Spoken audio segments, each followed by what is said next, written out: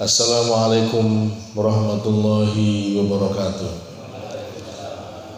Alhamdulillahilladzi ahyana ba'dama amatana wa ilaihin nusyur. Alladzi khalaqal mauta wal hayata liyabluwakum ayyukum ahsanu amala. Asyhadu an la ilaha illallah wahdahu la syarika lah. Wa asyhadu anna sayyidina Muhammadan abduhu wa rasuluhu la nabiyya ba'dah. Allahumma salli wa sallim wa barik ala hadzal nabiyil karim sayyidina wa maulana Muhammadin wa ala alihi wa ashabihi wa junudihi wa ansarihi ila yaumil qiyamah wa ba'du. Qala Allah ta'ala fil Qur'anil karim, a'udzu billahi minasyaitonir rajim. Bismillahirrahmanirrahim. Ya ayyuhalladzina amanu kulu min thayyibati ma razaqnakum. Shadaqallahul azim.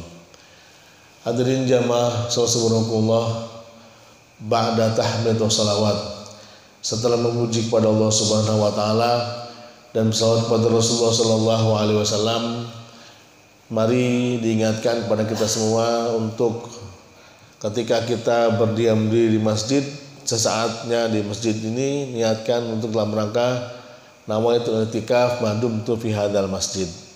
Saya berniat itikaf selama berada dalam masjid ini. Jadi kalaupun duduknya kita sambil merem-merem nggak apa-apa ya, sambil merem-merem sambil dengerin nggak apa-apa. Berarti kita di sini duduknya ibadah, walaupun cuman sebentar. Karena itikaf itu adalah al-muqthun, berdiam diri. Apalagi diam dirinya diiringi dengan ibadah-ibadah yang lain ya, termasuk dengerin pengajian. Jadi insya Allah duduknya kita sampai waktu syuruk nanti adalah bernilai banyak pahalanya. Apalagi antara dua waktu malam dan siang ini, inilah waktu-waktu yang sangat mahal, waktu-waktu yang mustajabat. Jadi diingatkan, mari kita sambil duduk ya, sambil duduk, sambil teriap-teriap. Dan saya senang jamaah sekalian ketika saya ceramah pada ngantuk ya. Idh ghasyikum nu'asan amanatan. Ketika kami timpahkan rasa ngantuk kepada kalian semua sebagai bentuk rasa nyaman. Memang pada subuh tuh nyaman Pak untuk tidur lagi ya Pak ya. Daripada tidur di rumah mendingan tidur di masjid Pak ya. Saya membolehkan ngantuk ketika saya ceramah, berarti saya sukses menghipnotis jamaah sekalian. Gitu Pak.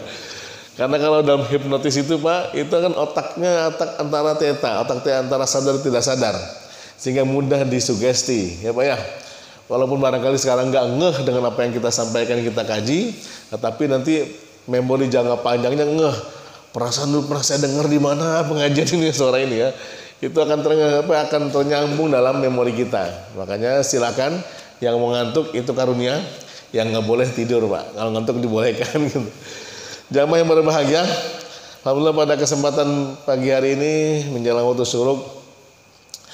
Dulu saya nggak salah, saya lupa kajian. Apakah saya pernah menyampaikan juga tentang masalah istijabah doa. Jadi kehebatan diterimanya doa kita Allah Subhanahu wa taala.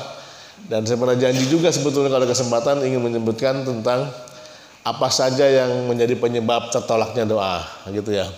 Karena dulu saya pernah bilang juga bahwa pokoknya kita doa, mau minta apa kayak doa, minta saja silakan. Allah ud'uni astajib lakum, berdoa padaku aku terima, pasti dikabulkan ya. Cuma bintang kecilnya yang 3 itu disebutkan syarat dan ketentuan berlaku. Nah sekarang kita ngomongin itu Pak, ngomongin tanda bintang 3 di bawah ya. Kan ada tuh kalau beli rumah ya, beli rumah dapat motor, mau nggak Pak? Beli rumah dapat motor mau nggak? Jangan mau Pak, beli rumah dapat rumah, jangan beli rumah rugi kita, beli rumah dapat motor gitu. Beli rumah ya dapat rumah gitu, bintang kecil. Kalau dapat hadiahnya motor, syarat dan ketentuan berlaku. Pokoknya doa sama Allah Subhanahu wa taala tanpa syarat. Pokoknya doa gitu ya, bagaimanapun dan kapanpun. Tapi ada bintang kecil 3, syarat dan ketentuan berlaku. Nah pagi hari ini kita ngomongin itu sekilas sedikit, dan kita angkat sebuah hadis dalam sebuah hadis arba'in an-nawawiyah, jadi hadis yang ke-10. Bismillahirrahmanirrahim. An Abi Hurairah, dari Abu Hurairah radhiyallahu an. Qala Rasulullah sallallahu alaihi wasallam, bersabda Rasulullah sallam, Innallaha ta'ala thayyibun la yaqbalu illa thayyiba. Sesungguhnya Allah Subhanahu wa taala itu yang maha baik dan tidak menerima kecuali yang baik-baik pula. Allah itu maha baik, tidak menerima kecuali yang baik-baik pula. Wa innallaha amaral mu'minin bima amaral mursalin. Dan sesungguhnya Allah Subhanahu wa taala memerintahkan kepada orang-orang mukmin sebagaimana juga Allah perintahkan kepada para rasul. Jadi ketika Allah memerintah kepada orang mukmin, itu juga pernah Allah perintahkan kepada para rasul. Wa qala ta'ala, Allah Subhanahu wa taala berfirman, a'udzubillahi minasyaitonirrajim, ya ayyuhar rusul, wahai para rasul, semuanya Pak ya, semua para rasul. Kulu min thayyibat, makanlah yang baik-baik. Wa amalu sholihan, dan beramal solehlah.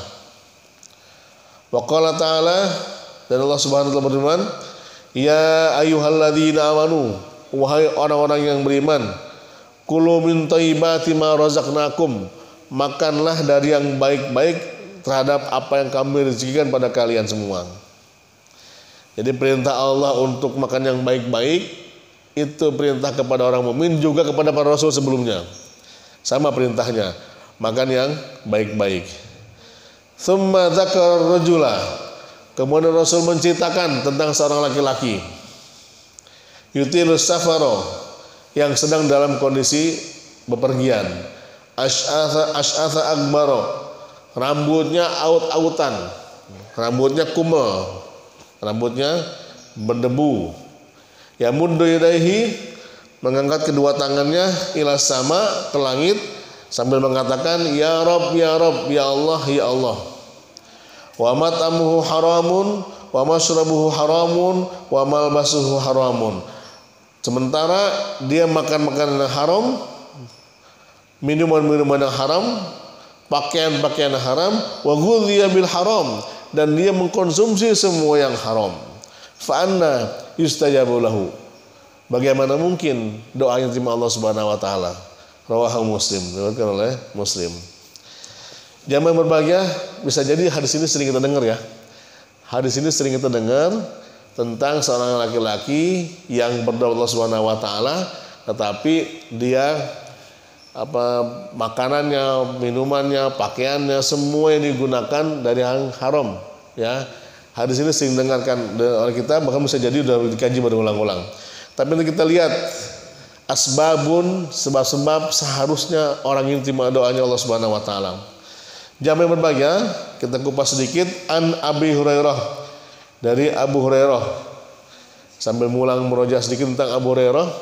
Beliau adalah Abdurrahman bin Sakhrin, nama sahabat Nabi, dilakopkan atau dikunyahkan kepada Abu Hurairah, bapaknya kucing. Bapaknya kucing. Bukan berarti dia punya anak kucing Pak ya, tetapi memang ada dua lakopnya kenapa dijuluki kucing itu dijuluki kucing. Karena apa? Karena beliau ketika masa hidupnya banyak melihara kucing ya Pak ya. Bahkan ketika beliau meninggal pun ditemenin sama kucing, kuburannya pun ditungguin sama kucing. Jadi banyak melihara kucing. Padahal Abu Hurairah merupakan salah satu ashabus sufah, sahabat yang tinggal di masjid, masjid ya. Jadi sebagian para sahabat yang dulu itu ahlus sufah. Inilah cikal bakal orang-orang sufi yang berpakaiannya sederhana, zuhud, waro, tinggal di masjid, beribadah di masjid gitu. Jadi memang beliau salah satu sahabat ahlus sufah yang tinggal di masjid. Tapi senang melihara kucing ya. Jadi kalau kita di rumah melihara kucing sebetulnya sunnah juga Pak ya. Kalau punya senang melihara kucing, kalau bisa merawatnya ya. Kalau nggak bisa zalim juga ntar. Kucing cuma dikasih makanan bekas mulu gitu, kesian ntar. Yang kemudian yang kedua, kenapa dijuluki Abu Hurairah bapaknya kucing? Karena beliau sahabat yang dekat sama Nabi. Kemana Nabi pergi diikutin kayak kucing, gitu kayak kucing. Jadi nempel terus, kalau bahasa kita ngintilin terus Pak kemana Rasulullah pergi. Sehingga beliaulah dia salah satu sahabat yang paling banyak meriwayatkan hadis, karena selalu ikuti kemana Rasulullah pergi. Dan ini yang mungkin yang nanti di pembahasan lainnya bagaimana Abu Hurairah banyak meriwayatkan hadis. Nama aslinya Abdurrahman bin Sakhrin, ya, salah sahabat ahlu sufa yang tinggal di masjid. Beliau meriwayatkan bersabda Rasulullah SAW, Innallaha ta'ala taibun, sesungguhnya Allah itu maha baik. Layak baulila taiba, tidak menerima kecuali yang baik-baik pula. Innallaha jamilun yuhibbul jamal, ya, Allah itu indah dan mencintai keindahan. Jadi Allah itu maha baik. Makanya kita ini sebagai umatnya harus banyak berbuat yang baik dan jadi orang baik-baik, dan berperilakulah atau penampilan yang baik. Jangan barangkali kan lagi tren juga sekarang penampilan. Jangan lihat penampilannya Pak, lihat hatinya gitu ya. Gue gini-gini juga hatinya baik, katanya begitu ngaku ya. Kayak gitu sering Pak ya. Rambutnya mungkin urakan, badannya bertato, jangan lihat fisiknya. Memang betul ada hadis, innallaha la yanzuru ila suwarikum walakin yanzuru ila qulubikum wa amalikum gitu ya. Jadi Allah tidak melihat kepada bentuk fisikmu, tapi Allah melihat hatimu dan amalmu. Betul ya. Nah, tapi lagi-lagi fisik kita yang kelihatan juga menunjukkan hati kita kayak gimana. Kalau orang yang urakan ya, badannya bertato, ya sambil jalan sambil ngerokok mungkin gitu Pak ya. Ngebayang kayak apa Pak? Kebayang nggak? Kebayang nggak kalau itu waliullah? Mungkin ya, saya nggak paham. Kebayang nggak kalau itu waliullah? Kan ada tuh di lagi viral dulu, sempat viral ya. Ada orang yang pakai celana pendek, celana buntung, nggak pakai baju, ngerokok, rambutnya aut-autan, tapi disangkanya sebagai waliullah. Ya mungkin sebagian orang menyangka itu waliullah gitu mungkin ya. Saya juga bingung bagaimana fisiknya, karena lagi-lagi innallaha taibun, Allah itu maha baik. Berpenampilan baik ini bagian dari, makanya kalau pakai baju rapi, baju bagus itu niatkan bahwa kita ini ingin berpenampilan baik, apalagi kalau ke masjid. Ya, masjid itu harus pakai khudzu zinatakum inda kulli masjidin. Ambil pakaianmu terbaik yang bagus ketika masuk masjid. Ya, ini bagian dari, kalau mengatakan pertama bagian dari sunnah Rasulullah. Yang kedua, Allah senang sama yang baik-baik. Ya, makanya saya berusaha sebisa mungkin menggunakan imamah baru-baru ini Pak, walaupun imamah yang saya gunakan saya dulu dari SMP SMA udah pakai imamah Pak. Cuma begitu udah gede dikurangi. Nah, sekarang belum lama saya dapat lagi sanad hadis tentang bagaimana dapat ijazah menggunakan imamah. Ternyata ini ada hadisnya Pak. Ya, ada hadisnya menggunakan imamah. Gak usah malu Pak, Pak saya bukan ustadz Pak, bukan kiai, malu. Imamah niatnya pakainya sunnah Rasulullah. Bahkan dicontohkan oleh Jibril alaihissalam. Jibril pernah mencontohkan datang kepada Rasulullah bimamatin. Kalau Jibril pakai imamahnya hitam Pak, sorbannya hitam. Jadi imamatun sauda, menggunakan imamah yang hitam. Itu bagian dari kerapihan yang Allah inginkan. Dan Rasulullah senantiasa menggunakan imamah juga. Ya seperti ini. Bagaimana bentuknya? Wallahu jelas imamatun yang digunakan ya sebagai perapi dalam kepalanya. Lagi-lagi mari ini niat datang berpenampilan rapi, jangan bilang sombong lu baru begitu aja perlente Pak. Niat perlenteng itu karena Allah gitu Pak ya. Allah itu baik. Allah itu maha baik dan menyukai, mencintai yang baik-baik. Innallaha jamil, Allah itu indah dan mencintai keindahan. Umat Islam harus rapi, bagus, resik, ajek, apalagi banyak gitu. Pokoknya yang baik-baik itu kita harus lakukan. Ya. Jadi Allah itu terutama masalah makanan. Ya, kalau kita kan makanan halalan thayyibah, halal dan thayyib yang baik. Dan Allah perintahkan kepada orang mukmin sebagaimana juga Allah perintahkan pada Rasul, karena Rasul juga manusia. Maka ketika Allah perintahkan sebuah kewajiban kepada orang-orang mukmin, juga Allah telah perintahkan kepada para rasul sebelumnya. Contohnya gini, a'udzubillahi minasyaitonirrajim. Ya ayyuhar rasul, wahai para rasul, kulu minat thayyibat, makanlah yang baik-baik. Wa amalu sholihan, dan beramal soleh. Ya, makan yang baik-baik. Qala ta'ala, dan Allah Subhanahu wa taala berfirman, ya ayyuhalladzina amanu, wahai orang-orang yang beriman, kulu min thayyibat, makanlah yang baik-baik. Nah, sama perintah ya. Min thayyibat ma razaqnakum, terhadap apa yang kami rezekikan pada kalian semua. Ini Allah perintahkan makan yang baik-baik, ya. Kan dulu sering kita sampaikan juga bahwa halal, kalau makan itu hal yang halal, bukan cuma halal juga thayyib. Baik Pak ya. Halal kalau nggak thayyib juga nggak boleh, ya Pak ya. Thayyib kalau nggak halal juga nggak boleh. Makanya ada sambung nih, halalan thayyibah, halal juga thayyib. Makan nasi halal nggak Pak? Halal, tapi nggak thayyib bagi yang penyakit diabetes, penyakit gula, penyakit diabetes, ya. Makan daging seafood, daging kambing itu halal Pak ya. Tapi nggak thayyib bagi yang kolesterol, gitu Pak. Makan durian halal nggak halal durian? Halal, tapi nggak thayyib ya bagi yang darah tinggi, gitu. Jadi kita harus bisa bedakan mana yang halal, mana yang thayyib. Tapi juga banyak yang thayyib tapi nggak halal, Pak ya. Wah bagus sih Pak, makan ini bagus banget. Saya selama pernah dakwah di Korea lama di sana, tapi nggak bisa makan makanan Korea. Setiap saya mau makan sama orang Korea nggak boleh, no Pak, no gitu. This is pork katanya, ada. Jadi nggak boleh makan karena ada mengandung babinya. Padahal saya pengen makan Korea, tapi karena di sana walaupun bagus, baik, penampilannya membuat menggiurkan, tapi tidak halal. Jadi memang luar biasa sana karena. Tapi ya mereka menghormati, kita tahu kita Muslim. Saya datang ke sana berpakaian Muslim begitu ini, maka dia tahu kalau kita masuk restoran jangan makan di sini karena mengandung ada hal yang. Ya udah kalau gitu minum air putih aja gitu. Lagi-lagi kita sebagai orang yang beriman harus bisa milah dan milih. Nggak begitu Pak. Enak banget orang kafir Pak ya, apa gue boleh gitu. Iya silakan aja kafir gitu ya. Tetapi di sini kita punya aturannya. Allah perintahkan kepada kita untuk makan yang halal dan thayyib. Tsumma dzakar rajula, kemudian Rasul menceritakan. Nah, ini inti hadis ini.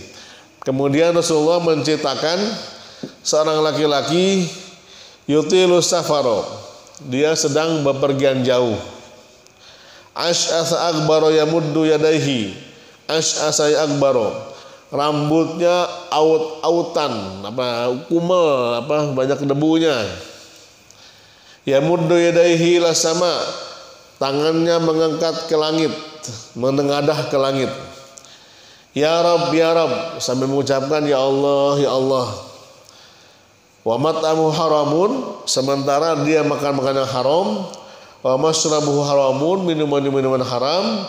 Wa malbasuhu haramun, pakaian yang haram. Wa ghudhiya bil haram, dan dia konsumsi semuanya haram. Fa anna yustajabu lahu, bagaimana mungkin doanya diterima? Jadi Allah nanya nih, Rasul juga nanya kepada kita, fa anna yustajabu lahu, bagaimana mungkin doanya diterima? Ya.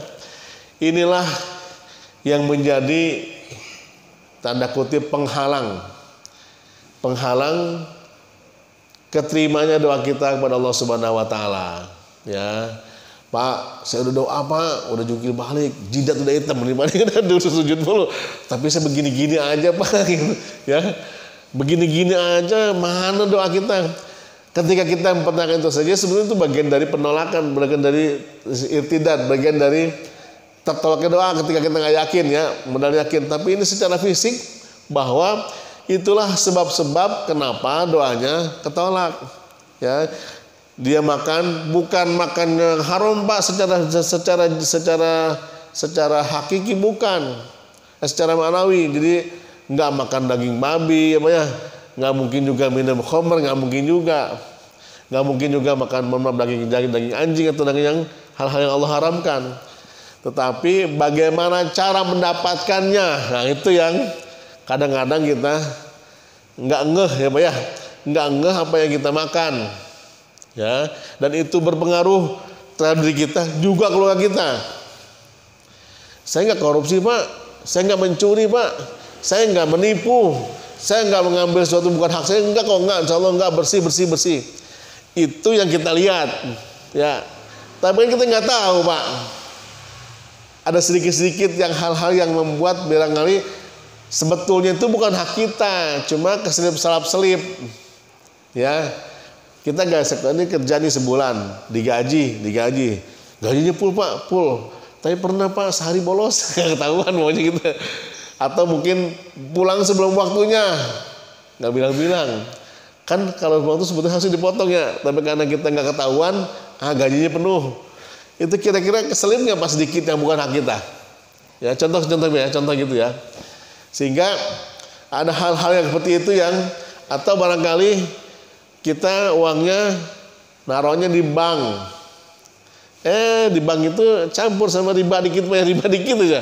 Nggak besar Pak bunganya Pak, paling 0,00% lah Pak gitu ya. Kecampur-campur duitnya tuh.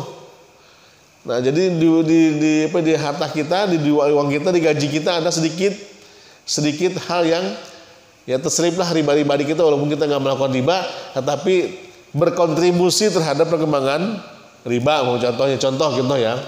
Jadi seperti itulah yang barangkali kita selama ini konsumsi, sehingga di dalam daging kita ada hal-hal yang seharusnya kita bisa membersihkan, tapi ternyata ada hal-hal yang keselip yang kita konsumsi, kita, keluarga kita, anak kita semuanya mengatakan yang dari kita dapatkan.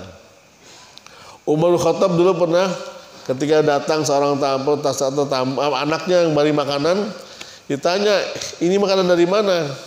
Ternyata makanan tersebut bahasa kita hasil dari, harusnya bukan hak beliau gitu ya, tapi kasih anaknya, nih dimakan, begitu dimakan karena ditahu ini bukan hak beliau, dikorek tuh perutnya Pak, dikorek, dimuntahin lagi.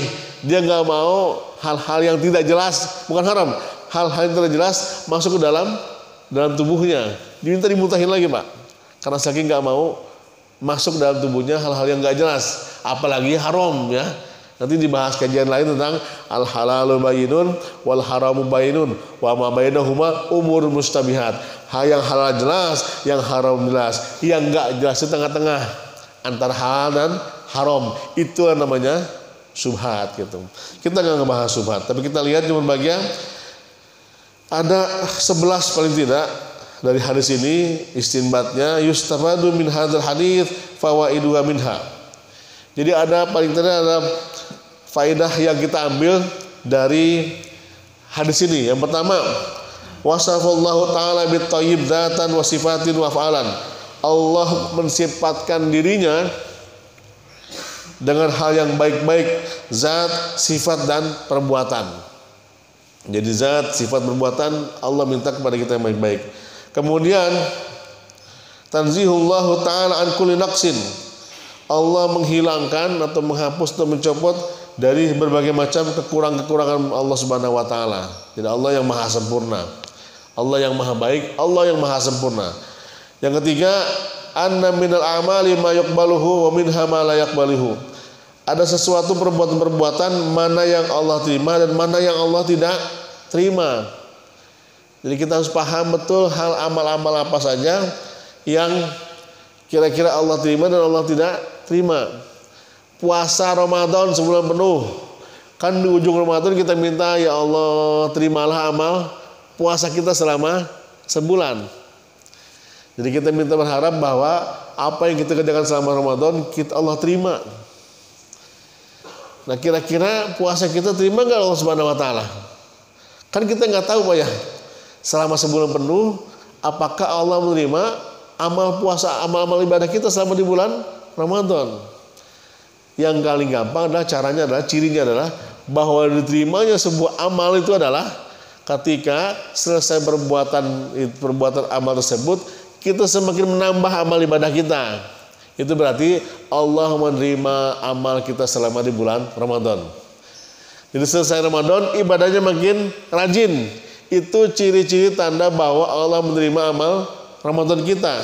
Tapi kalau selesai Ramadan kita makin malas, nah itu Pak, wallahu a'lam apa terima apa enggak. Cirinya gampang. Salah satunya ya adalah selesai Ramadan kita makin rajin. Kita berangkat umroh lagi susah nih Pak ya. Umroh lagi sulit nih, umroh harganya mahal sebagaimana haji gue sekarang. Prosedurnya juga sungguh luar biasa. Datang ke sana cuma nginep di hotel doang 3 hari. umroh sehari udah, habis itu ke Madinah juga sama di karantina, paling cuma masuk masjidnya pakai aplikasi. Masuk ke Raudhah juga pakai aplikasi. Agak susah sekarang tapi banyak saja yang berangkat. Pulang umroh harusnya lebih baik lagi. Sebagaimana kalau kita pulang haji, diterimanya haji kita adalah ketika dia pulang haji punya pengaruh besar, perubahan yang besar terhadap dirinya. Berarti amal haji dan umrohnya diterima Allah Subhanahu wa taala. Tapi pulang haji umroh makin brengsek gitu ya. Lu enggak ngaruhnya haji gitu ya. Berarti amal hajinya enggak terima. Ya, jadi gampang gitu cirinya. Nah, makanya kalau pengen tahu amal kita terima atau tidak, lihat bagaimana pengaruh terhadap sesudahnya. Yang keempat, annallaha ta'ala amara ibadahu ar-rasul wal mursal ilaihim an ya'kulu minat thayyibat wa nashkurullaha subhanahu wa ta'ala. Sesungguhnya Allah Subhanahu wa ta'ala merintahkan kepada para hamba-hambanya, baik orang para beriman juga para rasul, untuk makan yang baik-baik dan bersyukur kepada Allah Subhanahu wa taala. Nah, ini kunci syukur juga susah Pak ya. Bersyukur kepada Allah Subhanahu wa taala. Ini mohon maaf sudah kepala 4 semua Pak ya. Semua ya. Kepala 6 ya. Di atas kepala 4 semua isinya ya. Mudah-mudahan kata Pak Yatiman kepala 4 belum ya. Kalau salah satu doa yang dianjurkan untuk berdoa ketika kepala 4 itu adalah Rabbi auzi'ni an ashkura ni'matakal lati an'amta alayya wa ala walidayya wa ala masalihan tarda wa adkhilni bi rahmatika fi ibadaka sholihin. Itu doa yang harusnya dibaca ketika sudah di atas 40 tahun, Pak. Doa kesyukuran. Alhamdulillah ya, Pak ya. Allah kasih nikmat luar biasa selama 40 tahun ke belakang kemarin. Di fase keduanya adalah 40 tahun ke atas gitu, Pak. Makanya ada yang bilang 40 tahun itu adalah fase di mana peralihan antara muda kepada yang tua. Tapi di situ masa rawan, katanya masa rawan di mana pubertas ketiga atau keempat gitu ya, tumbuh lagi. Hati-hati, tantangan disitulah egoistis. Ego bahwa saya ini udah dewasa, saya udah tua ya, usia di atas 40 tahun, sehingga ingin menunjukkan menampilkan diri sebagai seseorang. Nah, kalau di atas 40 tahun banyakin syukur, Mak. Udah nggak banyak minta lagi, ya Allah, saya pengen punya minta rumah, ya Allah, minta mobil, ya Allah, udah minta duit nggak, udah itu Rabbi auzi'ni an ashkura, ya Allah, gitu ya. Jadi apa yang kau beri kepadaku an ashkura, berilah saya kesyukuran. Itu doanya, Pak. Minta agar kita senantiasa bersyukur pada Allah Subhanahu wa taala ya. Jangan banyak ngeluh, udah 40 tahun kan sebenarnya. Udah begini hidupnya, syukuri apa yang ada. Nah, kata aku gitu, syukuri apa yang ada. Nanti Allah kasih jalan. Orang makin bersyukur, la in syakatum lazidannakum. Jadi kalau bahasa konsepnya adalah syukur, Allah tambah nikmatnya ketika kita banyak bersyukur. Nggak usah minta macam-macam, banyak bersyukur saja Allah kasih, Mak. Fase di mana 40 tahun ke atas ini ya. Udah jelita ya. Jelang 50 tahun gitu ya. Udah banyak berpikir harusnya. Kelima, anna syukra wal amal saleh. Bentuk syukur kita pada Allah Subhanahu wa taala adalah dengan beramal saleh. Banyakin amal saleh, itu ungkapan syukur kita Allah Subhanahu wa taala. Ya. Bukan cuma alhamdulillah ya Allah, alhamdulillah ya Allah, bukan cuma alhamdulillah. Banyakin amal solehnya nih di atas 40 tahun nih. Banyakin ke masjid, banyakin beramal soleh, banyakin infak sedekah, banyakin berbuat baik. Wa amalu solihan, beramal solehlah ya, berbuat baiklah. Itu tanda syukur Allah Subhanahu wa taala. Makin tua ini kayak kita ini makin banyak silaturahmi ya, Pak ya. Subhanallah, Pak, silaturahmi itu luar biasa. Ini masa pandemi berat banget silaturahmi ya. Saya mau datang, mau ngapain? Maaf nih, saya lagi pandemi gitu. Jadi, aduh, memang luar biasa, pandemi merubah segalanya, Pak ya. Merubah kebiasaan, yang nggak biasa pakai masker. Yang biasanya suhu aku menguruskan, rapatkan sapu, renggangin sapu gitu. Jadi, ya ini pandemi mudah-mudahan cepat segera berakhir, Pak ya. Semua berubah segalanya. Silaturahmi jadi jarang, ya Pak ya. silaturahmi jangan formal-formal Pak. Nenangga juga silaturahmi ya Pak ya. Jangan pakai WA mulu silaturahminya. WA mulu. Gak ketemu-temu cuma WA doang. Begitu juga di berantem lagi di WA, di grup rame lagi. Ya silaturahmi karena biasanya memutus kesalahpahaman dengan silaturahim ya, dengan silaturahmi. Banyak kayak macam kita ini banyak berkunjung apalagi hari Minggu nih banyak. Habis kerja bakti nih, kalau ada kerja bakti, kalau tempat saya mah suka ada makan, suka diajak sama tetangga, makan sama sambal pete doang udah enak banget Pak. Tapi rame-rame makannya Pak ya. Saya bilang sengaja saya datang meluangkan waktu dengan masyarakat untuk sama-sama silaturahmi walaupun cuma makan pete doang. Ya, sederhana Pak, makannya cukup sama sambal doang Pak. Ya, tambah dikit sama ayam dah ya. Tambah dikit sama sop dah dikit gitu. Tambah dikit sama pete sama jengkol dikit sama tempe dah. Cukup gitu. Cukup gitu Pak. Cukup ya gitu ya. Tuh tetangga habis kerja bakti kumpul-kumpul sama tetangga. Kalau bang paling tidak ketika kita sering kumpul itu membuat awet muda Pak ya. Enak nyaman. Wa amalu sholihan. Silaturahmi ketemu tetangga itu juga amal soleh. Biasain. Apalagi kita sedang ngajak silaturahmi sama ulama, sama kiai Pak ya, sama para ustadz itu luar biasa.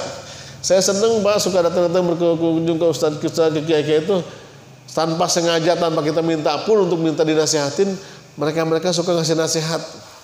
Ya, luar biasa dan itu memberikan motivasi semangat minimal melihat wajahnya saja bersemangat ibadah gitu Pak.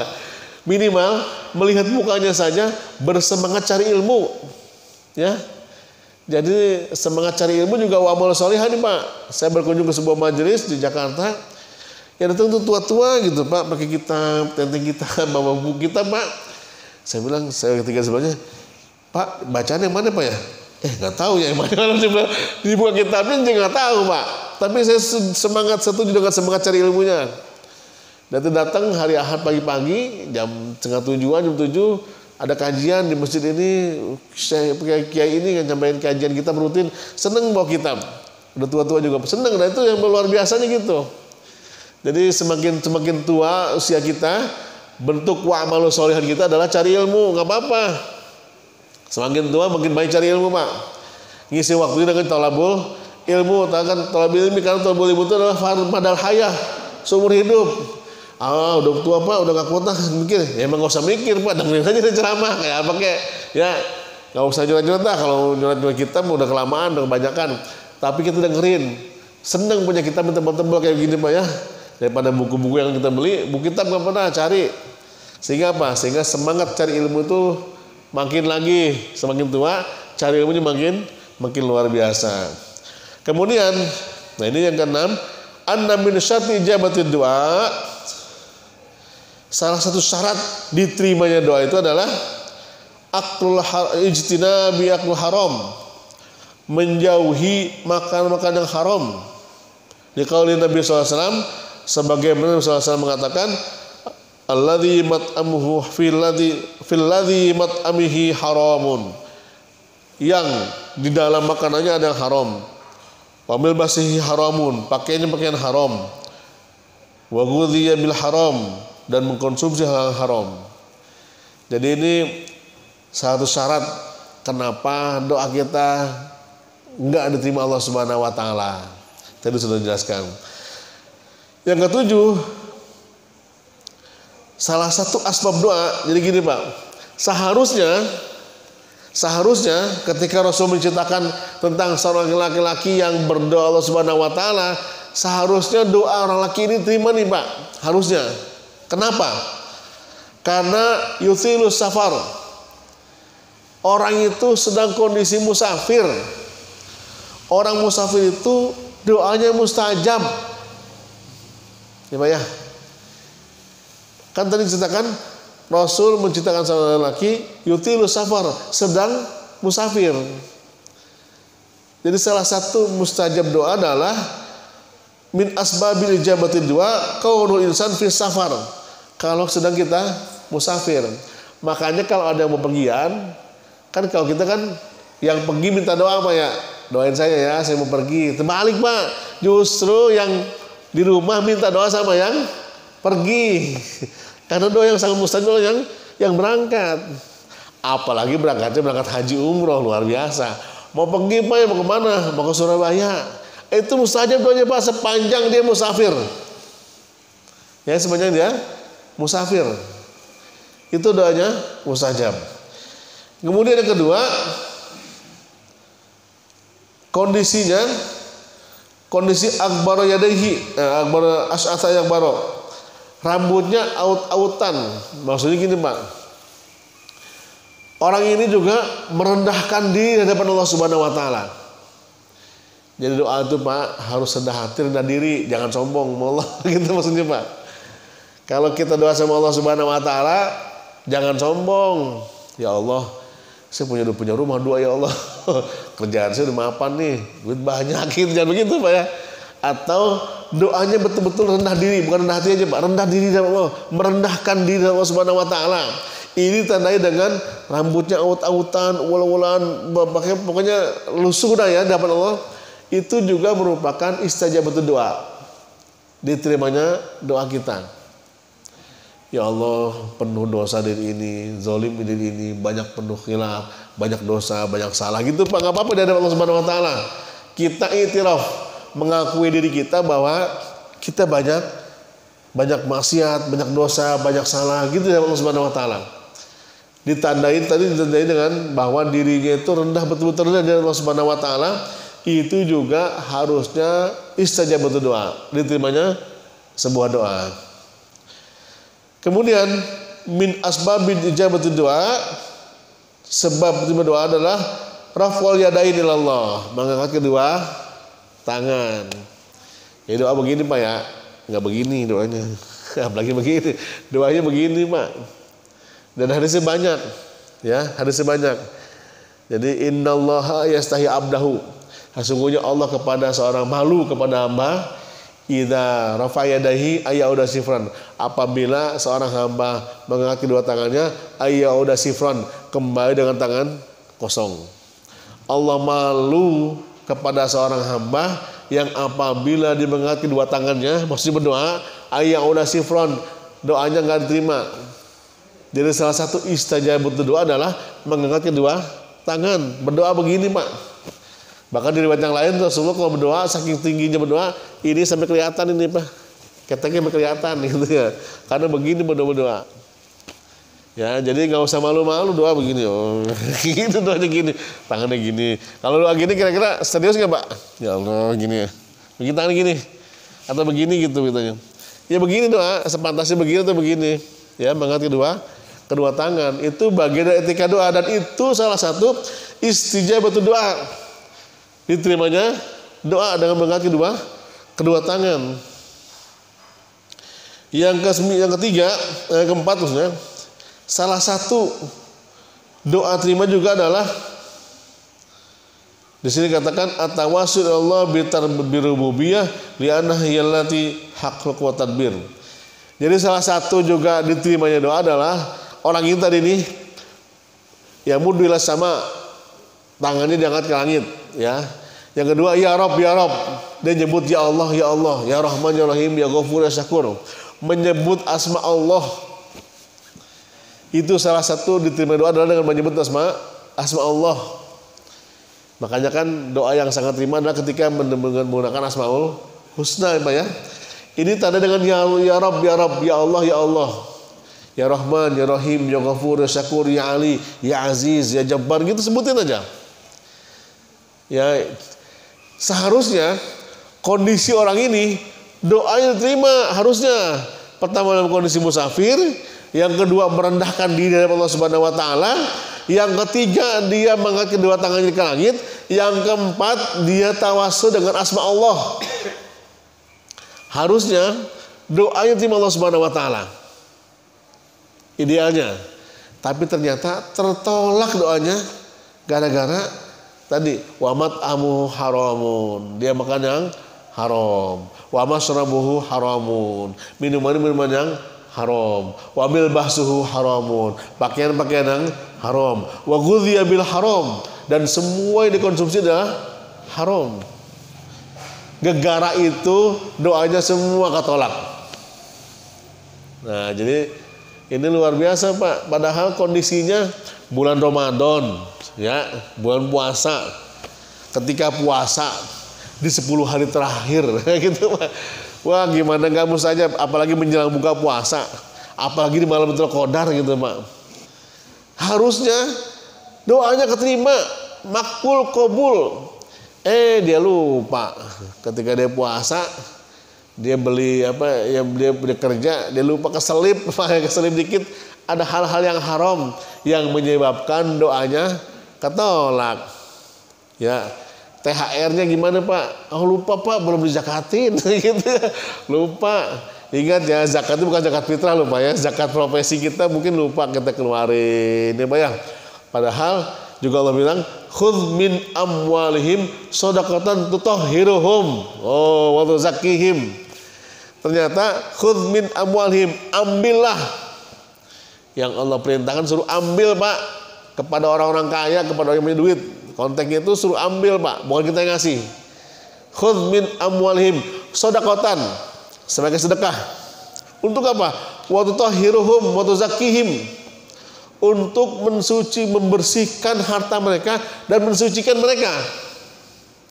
Jadi kalau kita punya harta pengen bersih, salah satunya adalah dengan sedekah, yaitu mungkin barangkali zakat profesi kita, sedekah apa? Amal profesi kita yang kita keluarin sedekah 2,5%. Sedekatan tutahhiruhum wa tuzakkihim biha wa sholli alaihim. Dan yang dikasih suruh wa sholli alaihim, doain ya. Jangan. Jadi konsepnya adalah ambil sebagian harta mereka untuk membersihkan, mensucikan harta mereka dengan cara sedekah. Itu mungkin salah satu caranya Pak. Kalau secara harta, secara diri badan kita adalah kalau pengen supaya diri kita jauh hilang dari hal-hal yang haram, salah satunya adalah dengan cara as-saum, puasa. Ramadan Pak, banyak puasa sunnah ya Pak ya. Puasa sunnah itu sebetulnya dalam rangka istibro atau istibro Pak ya. Istibro ya. Kalau kita pipis tuh Pak, pipis kencing, kan kalau nggak boleh habis pipis, nggak boleh langsung cuci, habis itu ditutup jangan Pak. Mesti istibro atau istibro ngedehem gitu. Itu supaya yang dikit-dikit keluar semua tuh dikit keluar. Dan kalau dalam fikihnya disuruh diurut kan, diurut itu istibro. Habis diurut di ngedehemin, supaya keluar yang dikit-dikit itu, yang setetes-tetes itu. Kalau nggak gitu Pak, gara-gara pipis nggak bersih, itu semua sholat kita nggak keterima Allah Subhanahu Wa Taala. Rasul pernah lewat di sebuah kuburan, Rasul ambil pelapa korma ditancepin. Sahabat itu Rasul ngapain gitu? Dia bilang ini di ahli kuburnya disiksa. Ada 2, ada 3 yang disiksa. Tapi salah satu yang saya dengar adalah gara-gara kencingnya nggak bersih, istibro. Nah puasa itu juga mengistibro tubuh kita harusnya. Jadi membersihkan tubuh kita, bisa jadi ada hal-hal yang haram dibersihin, dikeluarin. Tahan dulu masukannya, stop opnam ya bahasa gudangnya. Stok opnam dulu barangnya, bersihin semua keluar, nanti baru masuk barang yang baru, yang bagusan. Jadi itu tujuan puasa harusnya Pak ya. Sehingga kalau kita puasa itu ngebersihin tubuh kita, bisa jadi ada haram dikeluarin Pak. Tahan makan dulu, tahan makannya, kita keluarkan semua hal yang ada dalam tubuh kita. Kalau bahasa gampangnya detox. Puasa itu kan detox Pak ya, menghilangkan racun-racun kita, racun-racun dalam tubuh kita. Kebalikannya, makin puasa makin gemuk Pak. Puasa cuma pindah makan doang gitu, nggak ada niat apa-apa ya. Dari pindah makan siang pindah ke makan malam, makanan makin banyak gitu. Jemaah berbahagia, jadi itu yang menyebabkan doa kita ketolak. Padahal kondisinya harusnya mustajab ya. Bulan hari Jumat, ketika sholat Jumat di antara 2 khutbah, luar biasa Pak. Itu waktu Jumat yang sangat mustajab ketika di antara 2 khutbah. Kenapa? Karena disitu banyak jamaah yang tidur Pak gitu. Justru Allah cari momen-momen di mana orang nggak ngeh, itu mustajab doa. Kayak begini nih, ini waktu mustajab doa nih. Di sini saat-saat momen orang di mana habis subuh pengennya rebahan tiduran, itu mustajab waktu doanya Pak, harusnya. Sepertiga malam terakhir juga mustajab. Kenapa? Disitulah orang yang mungkin jarang yang bangun. Sedikit lah bangun, karena sedikit yang bangun. Makanya awqatun mustajab sudah didapetin, doanya tetapnya ketolak gara-gara makanan yang haram. Nah, makanya ini tugas kita nih Pak ya, sebagai kepala rumah tangga, bapak-bapak sekalian, bapak-bapak yang mungkin kita berkewajiban mencari nafkah untuk keluarga kita, yuk ikhtiyat, hati-hati. Mungkin kita tidak makan daging babi, tidak makan bangkai, tidak makan daging anjing, naudzubillah. Tapi kita barangkali cara-caranya yang perlu kita perhatikan. Mungkin kita tidak minum khamar, naudzubillah, tidak mungkin minuman keras, ya, tidak miras, santika, tidak. Tetapi cara-cara untuk mendapatkan minum itulah yang perlu kita perhatikan. Mungkin kita tidak menggunakan hal-hal yang najis tubuh kita, ya, nggak mungkin. Tetapi cara membelinya atau mendapatkan barang tersebut, itu yang perlu kita perhatikan. Makanya hal inilah yang barangkali sederhana, barangkali banyak sering kita lakukan, tapi kadang kita khilaf. Ya Allah, ternyata ya tadi datang kerja terlambat, pulang doain dulu. Apa alasannya? Jangan melakukan kesalahan 2 kali Pak. Ya, datang udah terlambat, pulang jangan terlambat lagi, harus pulang duluan gitu. Nah, itu prinsip yang salah Pak ya. Kalau saya punya prinsip, datang udah telat nih, maka pulang jangan telat. Apa prinsipnya? Jangan melakukan kesalahan 2 kali. Datang sudah telat, pulangnya jangan telat lagi, harus tepat waktu. Datangnya terlambat, pulangnya tepat waktu, atau sebaliknya ya. Itu juga bagian dari bukan hak kita, harus itu bukan hak kita. Ya kita kerja kan ada waktunya. Begitu kita keluar dari waktunya kita, berarti ada hak ya bukan hak kita yang kita ambil dari kerjaan kita dan lain sebagainya lah. Mungkin Bapak pada paham, makanya hati-hati Pak ya, ikhtiyat. Boleh kita kulu washrabu, makan silakan, tapi perlu hati-hati. Nah, hati-hati itulah yang namanya takwa. Jadi intinya adalah yuk kita makin perkuat takwanya. Bukan cuma banyak rajin beribadah sholat, tapi takwa itu hati-hati dalam menjalankan hidup. Itu takwa yang sebenarnya Pak. Rajin ke masjid, rajin baca Quran, rajin pengajian, belum takwa itu belum Pak. Tetapi berhati-hati dalam kehidupan, itu takwa namanya. Jadi kuncinya adalah ada pada ketakwaan untuk mendapatkan hal-hal yang halal, ya, daripada menghindari yang haram. Tapi itu barangkali yang dapat disampaikan. Ada tanya jawab ya. Dari saya cukup sekian. Mungkin nanti silakan kembali kepada pembicara. Alhamdulillah, kajian pagi hari ini kita membahas tentang rukun astajib lakum. Itu tentang berdoa kepada Allah, insyaallah aku kabulkan. Ini banyak sekali hal-hal yang perlu diperhatikan. Yang antaranya adalah menjauhi makanan-makanan yang haram, yang memakai pakaian yang bagus, yang sebetulnya tidak haram ya, dengan menyebut nama asma Allah dan hal-hal yang tentunya bisa menambah diterimanya doa tersebut. Begitu kita lanjutkan dengan diskusi. Silakan bagi Bapak Ibu yang ingin bertanya terkait dengan doa ini, kami persilakan. Dari Bapak Ibu ada yang mau bertanya?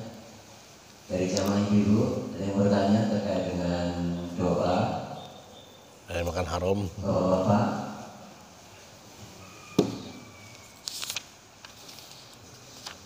Kami persilakan. Start dulu bertanya. Ya nggak apa, saya tambahin dikit Pak ya. Dia mau berbagi ya, jadi memang biasanya saya ceramah sampai jam 6 Pak. Cuma karena saya pikir ini masalah hal kehidupan sehari-hari, sengaja saya waktukan. Tapi nggak apa-apa. Jadi gini Pak, ya bertanya itu bukan berarti nggak tahu biasanya ya. Jadi ada sebuah hadis ketika datang malaikat Jibril kepada Rasulullah dan para sahabat bingung. Malaikat Jibril nanya sampai akhbirni anil Islam, akhbirni anil iman, akhbirni anil sa'ah gitu ya. Sahabat bingung nih, orang ngapain nanya gituan, kan bertahu semua.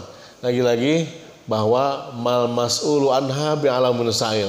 Ternyata yang ditanya tidak lebih tahu daripada yang bertanya. Bertanya itu bukan berarti nggak tahu Pak ya. bisa jadi pengarahan atau penguatan, ditakin. Oh, Ustaz lupa ngebahas apa ya, mungkin ada yang perlu dibahas, ditanya. Mungkin penekanan atau diskusi, masukan, silakan. Jadi gitu Pak. Jadi namanya diskusi. Kalau bertanya bukan diskusi, bertanya jawab, tapi ini karena diskusi. Dan itu bagian dari metodologi pengajaran. Biasanya saya nggak ngasih kesempatan tanya jawab, kan? Tapi karena materinya ada kesehari-harian, masalah makan, masalah minum, ya, maka dikasih waktu, nggak apa-apa. Yang keempat Pak, saya tambahkan saja, ditambahkan adalah wujubus syukur, wajib bersyukur kepada Allah Subhanahu Wa Taala ala ni'amihi, atas nikmatnya, washkurulillah, dan bersyukur kepada Allah. Syukur Pak ya, bersyukur dan sabar nih. Ini kunci Pak. Jadi kalau kita punya makanan sedikit berapapun Bu ya di rumah, suaminya bawa rezeki berapapun, apalagi nanti gajian, ada gajian boleh ya, ada gajian, maka syukuri. Ya la azidanakum, ya pasti Allah tambah. Ya cuma gaji segini Pak, masa pandemi, kerjanya sip-sipan ya, sip-sipan. Sip dah, kerjanya sip dah mulu katanya, sip dah kerja. Bukan sip gantian, sip dah, tadi gaji seberapanya seadanya lah gitu. Bosnya bilang sip dah gajian gitu. Padahal dikasih seadanya. Ya, berapapun kita yang dapatkan, bersyukur. Dulu ada anak muda, mungkin saya pernah cerita di sini kali ya. Anak muda yang jelek banget Pak ya. Jelek banget Pak anak muda, laki-laki gitu. Dan subhanallah dapat jodohnya sangat cantik, perempuannya cantik banget. Menikahlah mereka berdua karena jodoh. Di malam pertama ini seorang suami ngeliatin istrinya, coba ngeliatin saking cantiknya Pak. Si istri terus sipu malu gitu sambil megang jilbabnya. Kata istrinya, "Bang, abang bersyukur kan mendapatkan saya." "Oh, bersyukur," kata suaminya. Subhanallah, luar biasa dapat istri yang sangat cantik, kata suaminya. Apa kata istrinya? "Alhamdulillah Bang, kalau begitu kita berdua masuk surga." Masuk surga. Suaminya bingung, lah kok dapat istri cantik masuk surga? Ini kan istrinya santri Pak. Dia bilang ada diskusi, Rasulullah SAW pernah mengatakan bahwa surga itu hanya diisi oleh orang-orang yang bersyukur dan bersabar. Abang mendapatkan saya bersyukur, saya mendapatkan abang bersabar. Jadi kita berdua masuk surga, karena bersyukur dan bersabar. Jadi Pak, rumah tangga itu harus diisi bersyukur dan bersabar Pak ya. Suami pulang ke rumah bawa duit sekian, disyukuri nggak Bu? Disyukurin Bu ya. Alhamdulillah ada rezeki, dikit juga nggak apa-apa. Begitu pulang nggak bawa rezeki, disyukuri nggak Bu? Syukuri gitu. Alhamdulillah suaminya pulang ke rumah daripada nyangkut di jalanan gitu Pak ya. Jadi semuanya disyukurin. Ya kalau mungkin rezekinya kurang ya istrinya harus sabar ya. Kan janji Allah gitu, kalian syakatum, kalau kamu syukur la azidanakum, ditambah. Jadi inti kuncinya adalah wujubus syukur. Ini juga sama nih Pak nih. Wujubus syukur ini juga merupakan istilah doa. Wajib bersyukur supaya Allah tambah. Punya motor satu bersyukur nggak Pak? Bersyukur alhamdulillah. La azidanakum, pasti aku tambah motornya 2. Gitu Pak. Nggak usah minta juga Allah kasih dah 2. Punya mobil satu bersyukur nggak Pak? Bu, bersyukur. La azidanakum, pasti Allah tambah. Punya rumah satu bersyukur nggak Pak? Alhamdulillah, yang lain masih ngontrak, bersyukur ya. La azidanakum. Punya istri satu bersyukur nggak Pak? Ibu belakang la azidanakum, ditambah kecantikannya gitu Pak ya, ditambah kesolehannya, solehah gitu, ditambah kesolehannya, ditambah kebaikannya gitu Bu, maksudnya Bu ya. Suaminya harus bersyukur. Saya pernah punya teman Pak, datang ke sebuah pengajian, "Kenapa itu terlambat?" "Iya Ustaz, Anda jadi istri soleh, jadi suami soleha dulu." Soleha apa sih Pak ya? "Anda jadi suami soleha dulu." Datang ke pengajian terlambat. Kata teman saya jadi suami soleha dulu. Maksudnya apa? Sebelum berangkat ngaji dinyapu dulu, dia masak dulu, jadi suami soleha gitu. Ya itu bersyukur Pak ya. Ya saling bantu lah ya.